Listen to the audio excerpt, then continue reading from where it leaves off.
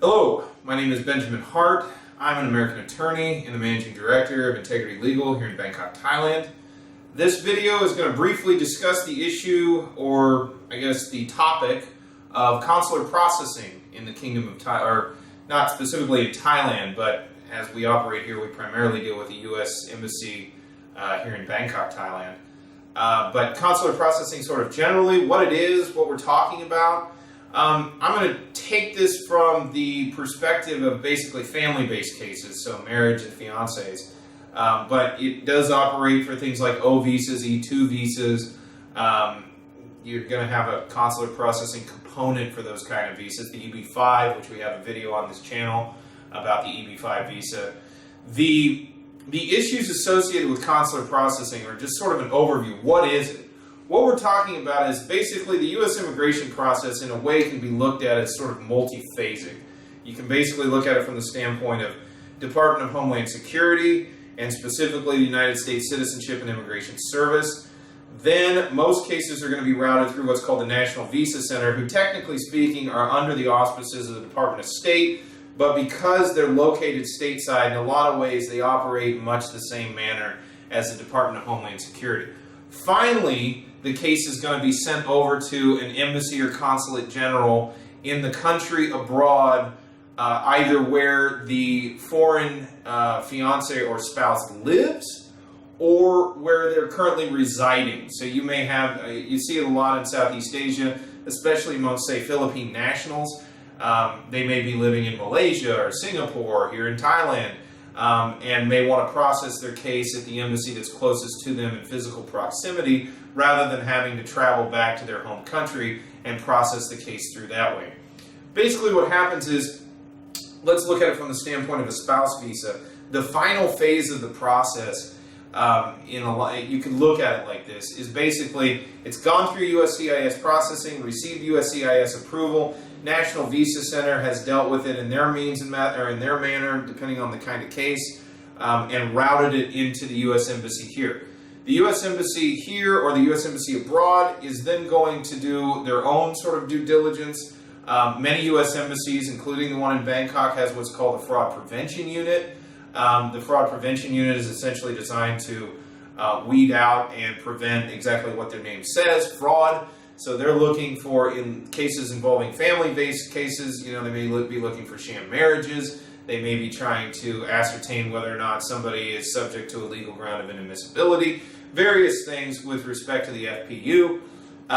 Also, the consulate is basically tasked with undertaking sort of a final due diligence with respect to the applicant. To be very clear, the first part of this process, the Department of Homeland Security, USCIS, that part of the process really pertains to the American involved, or the lawful permanent resident who's in the United States. That agency is going to ascertain, let's say it's a fiancé visa case, only American citizens can petition for fiancé visas. USCIS is going to want to ascertain whether or not the person petitioning is in fact a United States citizen. So they're going to look at things like passport records, birth certificate records, these type of things to ascertain the nationality of that individual. Department of State and the consular processing phase is not focused in the same direction as Department of Homeland Security was. Yes, they're going to take a look at the foreign national in question, and yes, they have a sort of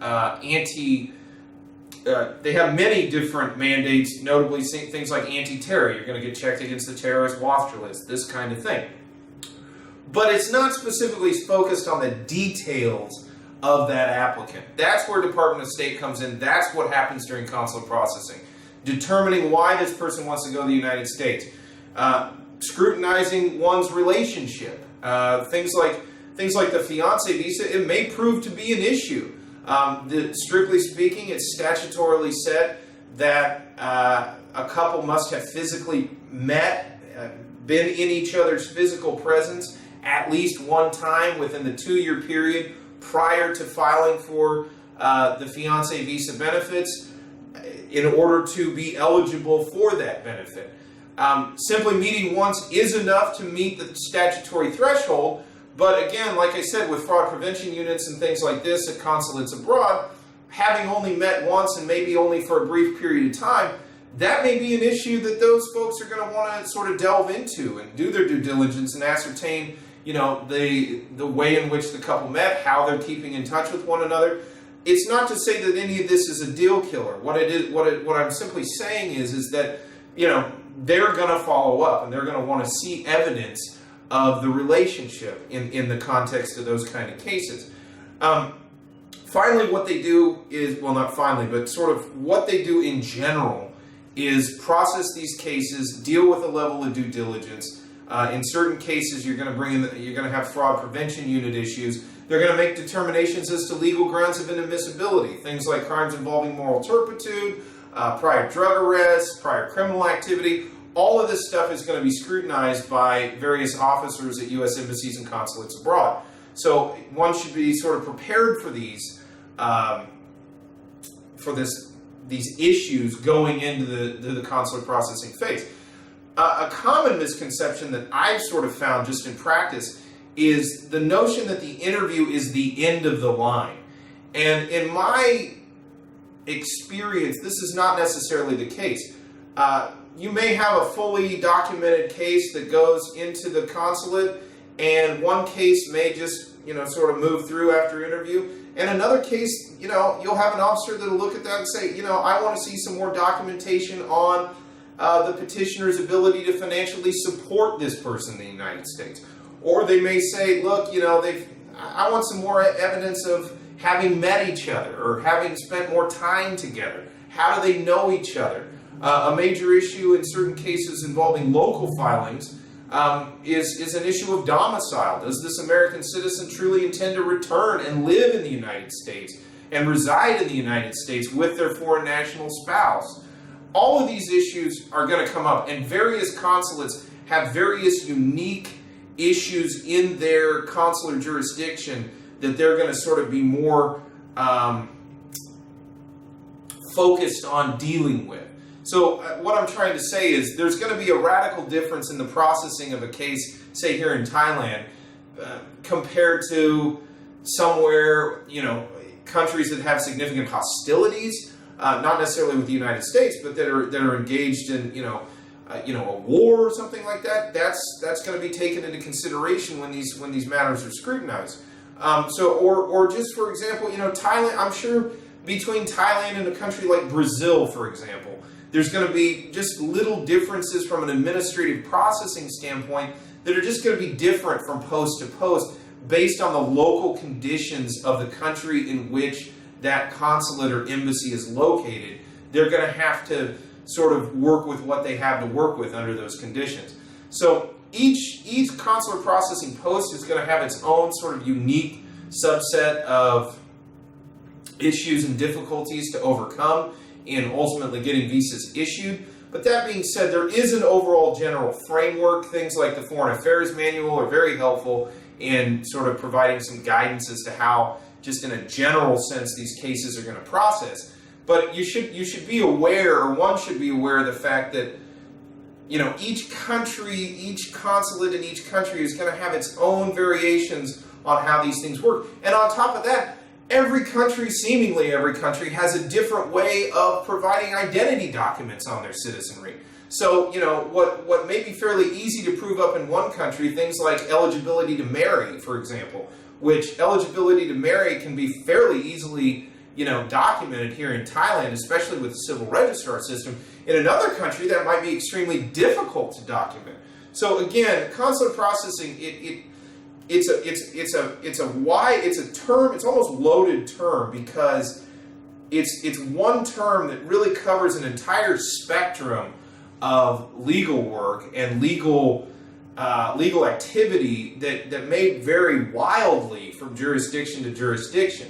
So it should be kept in mind, to sort of boil this back down, U.S. immigration matters sort of tend to progress in sort of a triple phase progression. Dealing with Department of Homeland Security, dealing with National Visa Center, dealing with consular processing at an embassy or consulate abroad. Finally, as I said, many people view the interview as the final phase of the process. It's over after interview. And that is something of a misnomer, because consular officers can issue denials based on various factual findings. Most notably, they may find that a marriage in question or a fiancé relationship and a betrothed relationship is a sham. They feel that on a factual level that these people are simply engaging in what's called an MOC, or marriage of convenience, just to get a visa to the United States. Moreover, they can deny based on a legal grounds of inadmissibility. And the only way to overcome that legal ground of inadmissibility is by filing what's called an I-601 waiver. Again, there's another video on this channel pertaining to I-601 waivers. Finally, there could just be some various documentation requirements that may have changed in the course of the process, which, as I said in another video on overall U.S. visa processing, this process does evolve over time, and in my opinion, or it's been my experience, it generally doesn't get less complex. It tends to add complexity as the years roll on. But what I'm trying to get at is, at the end of the interview, a consular officer may say, look, I'm going to issue what's called a 221G denial or 221G refusal. There's another video specifically about 221Gs on this channel. That 221G is going to be issued pending further documentation being provided. So they may say, look, your passport doesn't have 6 months of validity left, and you need to have more time on your passport for us to issue the visa. Here's a 221G refusal. We're not going to allow you to have this visa today. We're not going to approve it today, but send us back a new passport, and we'll go ahead and issue the visa in the new passport. Things like this happen fairly routinely. And so for those going through the process for the first time, it's best not to view the interview as the end of the line. There's the possibility of a further 221G refusal and some more time to go ahead and follow up, deal with that refusal, and get the visa issued.